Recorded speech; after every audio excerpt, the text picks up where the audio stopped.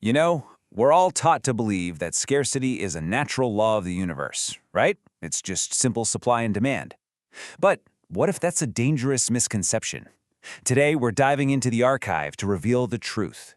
What you feel as scarcity, well, it's rarely about a lack of resources. It's actually a control interface.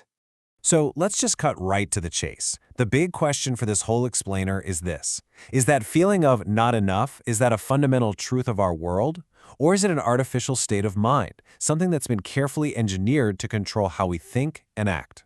And this is where the two ideas really clash. On one hand, you have the conventional view. Scarcity is just a physical problem. But the archive, it shows us something totally different. In a world with digital abundance and massive industrial scale, true natural scarcity is basically an endangered species. What you're actually experiencing, that feeling of rarity, is what the archive calls engineered deprivation. It's a strategic bottleneck, and it's designed specifically to trigger your most primitive biological panic button. And this quote, wow, it just nails the motive. The system, what the archive calls the Leviathan, it has no interest in you calmly evaluating value. No, it wants you to feel urgency. When you're in that state, you're not investing or purchasing, you're just reacting. You're responding to a programmed thirst designed to completely bypass your critical thinking. So how does this manipulation actually work on a biological level? Let's jump into our first section and take a look at the mechanism that traps us. We're going inside the scarcity tunnel. The key concept we need to understand is called neural tunneling. It's what happens when your brain perceives scarcity, and it doesn't matter if it's time, money, or social status. Your brain flips into this high arousal state, and your ability to think about the future, it gets liquidated. It's completely sacrificed for a laser-like focus on the immediate void that your brain thinks it needs to fill right now. And here's what's happening neurologically. I want you to think of this as a hostile takeover, happening inside your own head. Your amygdala, which is your primitive panic center, it hijacks all the resources from your dorsolateral prefrontal cortex. That's the sophisticated CEO part of your brain responsible for long-term planning. So what's the trade-off here? Well, you lose your long sight, your ability to actually think through the consequences of your actions. And what do you get in return? A frantic, high-arousal focus on the here and now. You're literally trading wisdom for pure, unthinking reaction. This right here is the perfect metaphor for what's happening. When a resource is gated off, your brain stops being an architect, thoughtfully designing a future. It becomes a scavenger, just desperately looking for the next scrap to get through the next few seconds. Okay, so we've seen what happens inside one person's head. Now let's zoom out. In Section 2, we're going to explore how this biological loophole is exploited on a massive scale through what the archive calls the economics of control. I know this equation looks a bit intimidating, but trust me, the idea behind it is brutally simple. Scarcity value. It's just your desire multiplied by your urgent impulse, and then all of that is divided by the available supply and your own rational capacity. It's basically a formula for how to make people want something desperately and irrationally. And this is the trick. This is how the system is designed to play you. By artificially making the available supply seem like it's approaching zero, it guarantees that your urgent impulse spikes through the roof. And as that impulse goes up, your rational capacity, your ability to think clearly, plummets until it becomes a non-factor. Your desperation literally becomes automated. Okay, so this brings us to a really important question. What's the real cost of living in this state of engineered panic? Let's move into Section 3 to see the profound personal consequences. The long-term cost of this panic is what the archive calls the liquidation of the self. And it's a slow, steady erosion of your core. It starts with cognitive poverty, where you just can't think long-term anymore. That leads to an ethical bypass, where your values get sidelined for a quick win. And ultimately, it leads to a state of deep, compromised integrity. This quote just hits so hard because it gets to the real heart of it. The system's true theft isn't your money or even your time. It robs you of your character. It steals your ability to be noble by keeping you trapped in this base, reactive, scavenging state. And here is the stark, time-based warning from the archive's data. The effect of living in the scarcity tunnel is cumulative. It adds up. By midlife, this constant state of reaction doesn't build wisdom or wealth. It produces a hollowed-out husk of what could have been a life built on a foundation of compromised choices. Okay, I know that diagnosis sounds pretty grim, but the archive doesn't just identify problems, it gives us protocols. So let's move to our final section and see how we can reclaim our mental sovereignty with what's called the abundance protocol. So first, we have to completely redefine wealth. True sovereignty isn't about having everything you want.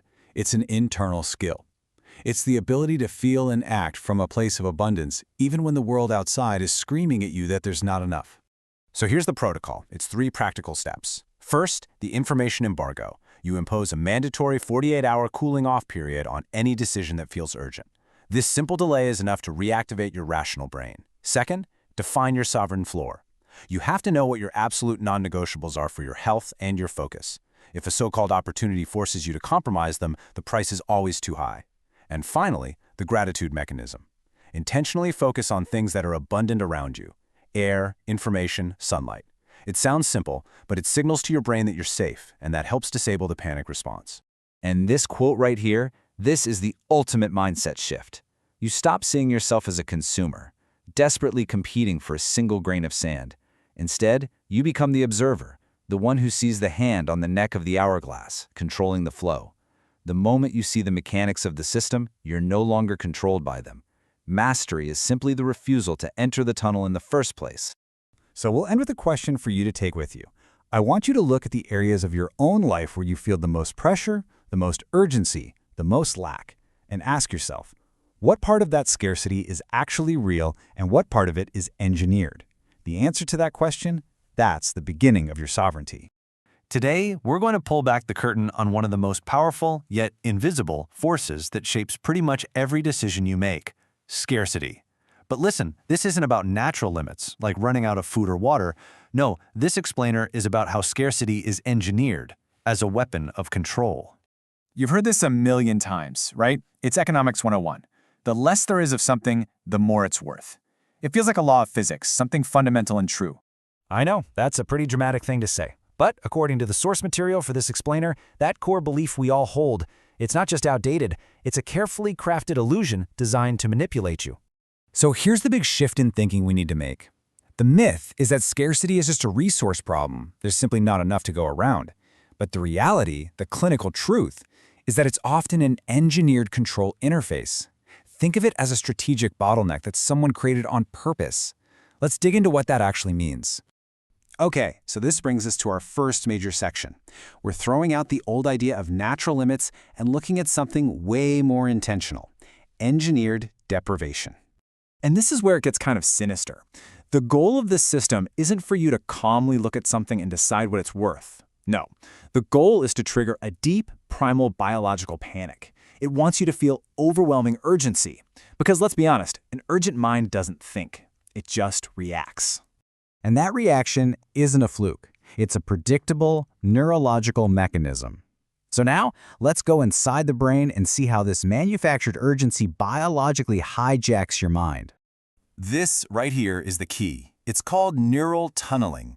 The moment you sense scarcity, your amygdala, that's your brain's alarm system, it stages a hostile takeover. It hijacks all the resources from the logical, long-term planning part of your brain. It's like your brain sells off all its retirement stock just for a single hit of certainty right now. All you can see is the immediate void you need to fill. This whole process is so predictable, you can actually boil it down to a formula. Now, don't worry, this isn't a math test. Think of this as the cold, hard equation for control. It might look a little complex, but its purpose is brutally simple. Let's just walk through it. The scarcity value of something is your desire for it, multiplied by your urgent impulse to get it. Now, all of that is divided by the available supply and your rational capacity. So here's the trick. As the system engineers the available supply, the SAW, to get closer and closer to zero, it simultaneously spikes your urgent impulse, the IU. And what does that do? It makes the number on the bottom, your rational capacity, so tiny it might as well be zero. It becomes completely irrelevant. All you're left with is pure, unthinking, panicked desire. And this quote just perfectly captures the goal for us. It's not about being the person who grabs the last grain of sand. True power lies in being the one who sees the system itself, the one who recognizes the hand that's choking the hourglass to control the flow. But you know, being caught in this trap costs you more than just a few bad purchases. Over time, it adds up to something far, far worse: the complete liquidation of yourself. See, when you're constantly trapped in this loop, you enter a state of what the source calls cognitive poverty. And what that means is your values, they're not even your own anymore. They're just a side effect of desperation. You start to see every single human interaction as a zero-sum game. For me to win, you have to lose. And from there, it gets even darker. This leads to something called the ethical bypass. Your brain becomes so starved for a feeling of certainty, of winning, that it just starts giving you permission to do things you would normally find, well, morally wrong. It's a state of functional selfishness, where you'll sacrifice your long-term reputation for a quick, short-term gain. And this is the ultimate cost. The system doesn't just steal your money or your time. It steals your ability to be noble. It literally shrinks your identity bit by bit until you're nothing more than a neural beggar, just grasping and reacting to whatever the system dangles in front of you. According to our source, by age 45, a person who has spent their life inside this scarcity tunnel is basically a hollowed-out husk of missed opportunities and compromised integrity. They might have survived the thirst, yeah, but they've lost their entire inner kingdom. Okay, I know that's a really bleak picture, but recognizing the architecture of the prison is always the very first step to escape. So the question is, how do you fight back? How do you regain your sovereignty? Well, thankfully, there is a way out. Our source material gives us a clear, actionable plan. It's called the Abundance Protocol, and it's a 3-step framework for taking back your own mind. These 3 steps are designed to be a direct counterattack to that neurological hijacking we've been talking about. They are the information embargo, defining your sovereign floor, and the gratitude mechanism. Let's break down exactly what you need to do. First up, the scarcity audit. You have to identify the specific signals that set off that panic alarm in your head. You know what I'm talking about. The sales timers, the limited time offers, the low stock warnings. Once you identify one, you impose a mandatory 48-hour embargo on making any decision about it. This simple delay is often all it takes to let your rational mind get back in the driver's seat and collapse that neural tunnel. Second, you have to define your non-negotiables. This is your sovereign floor. What are the absolute minimum standards you have for your own focus, your health, and your dignity? Figure that out. Because if any so-called scarce opportunity requires you to drop below that floor, the cost is too high. Period. You stop competing for resources and you start protecting your internal standard. And finally, step 3, you have to actively recalibrate your brain. You do this by intentionally focusing on the things in your life that are truly massively abundant, like air, or data, or sunlight. By consciously sending the signal of enough to your amygdala, you disable that panic response at its source. You stop acting like a scavenger and you start becoming the patron of your own reality. When you implement this protocol, a really profound transformation begins to happen. This is the end game. This is how you go from being a pawn in the system to becoming a master of it. This slide really just lays out the 2 paths ahead of you. On one side, you have the beggar, forever trapped in reactionary consumption, just begging for the next drop. But on the other side, you have the sovereign. The sovereign engages in architectural valuation. They own their own source of value, and they move with a kind of stillness that only comes from true internal abundance. At the end of the day, this is about so much more than just being a smart shopper. It's about reclaiming your focus, your values, and ultimately, yourself. Once you truly understand the economics of control, you become immune. Our source leaves us with this final thought to ponder.